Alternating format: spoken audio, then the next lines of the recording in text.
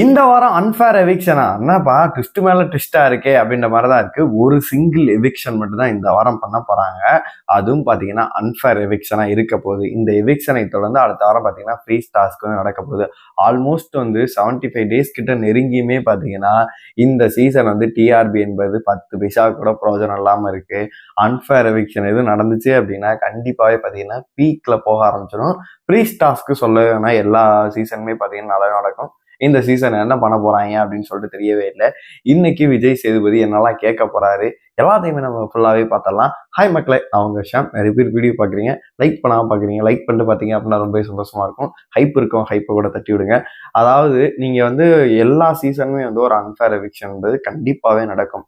அது ஃபைனலுக்கு முன்னாடி தான் நடக்கும். அதாவது நடுவில் வந்து நடக்க வாய்ப்பே இல்லை. நீங்க எல்லாம் வாட்டர் மிலான் போனதே வந்து அன்ஃபேர் எவிக்ஷன், பிரவீன் போனது அன்ஃபேர் எவிக்ஷன்லாம் இந்த பேர் சொல்லிட்டு இருப்பாங்க. பிரவீன் பொறுத்தவரை ஓட்டுக்கள் இல்லை, ஆனா அவரே அமைச்சிருக்க தேவையில்லை, எதனால போனாருன்னு சொல்லிட்டு தெரியவே இல்லை.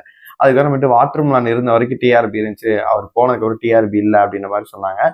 அதுக்கப்புறமேட்டு ஆதிரையை வந்து அதுக்காண்டி தான் கொண்டு வந்தாங்க. ஒரு வாரம் ஃபுல்லா பாத்தீங்கன்னா எஃப்ஜே அண்ட் வியானா வந்து எக்ஸ்போஸ் பண்ணி விட்டு அதுக்கப்புறமேட்டு ஆதிரியை கொண்டு வந்தாங்க.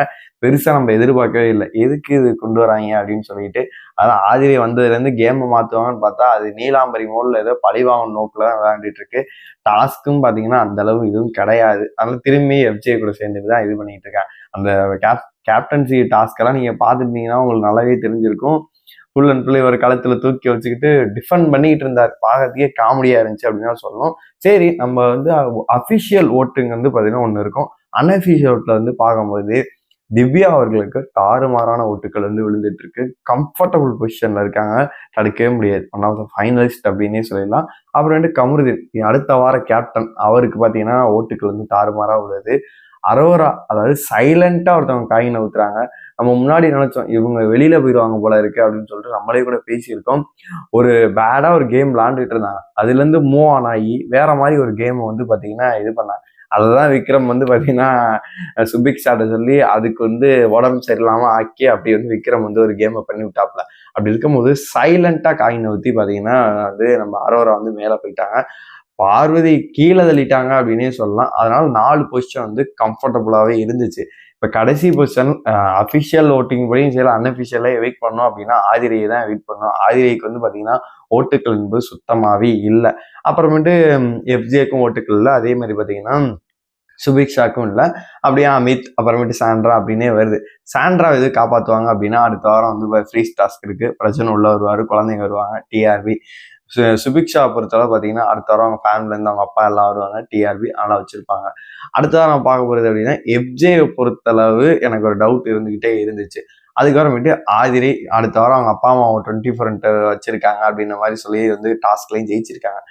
எவிக்ட் ஆனா அவங்க தான் ஆகணும். ஆனா அன்ஃபேர் எவிக்ஷன் அப்படிங்கிறது சாண்ட்ரா பண்ணாங்க அப்படின்னாலுமே டிஆர்பி அந்த அளவுக்கு கிடையாது. என்னைய பொறுத்தளவுக்கு சாண்ட்ராலாம் அனுப்புவாங்க.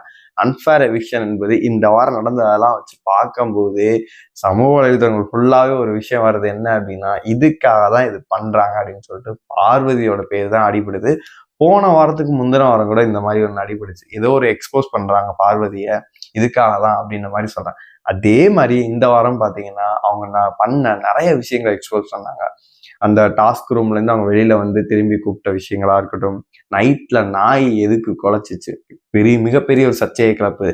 அதனால காலையில அவங்க அழுதா இருக்கட்டும், அவங்க 2 பேர் பேசுற விஷயங்களா இருக்கட்டும், கல்யாணம் பண்ணிக்கிறேன்னு சொல்றதா இருக்கட்டும், எல்லாமே இவங்க எதுக்கு எக்ஸ்போஸ் பண்ணிக்கிட்டே இருக்காங்க.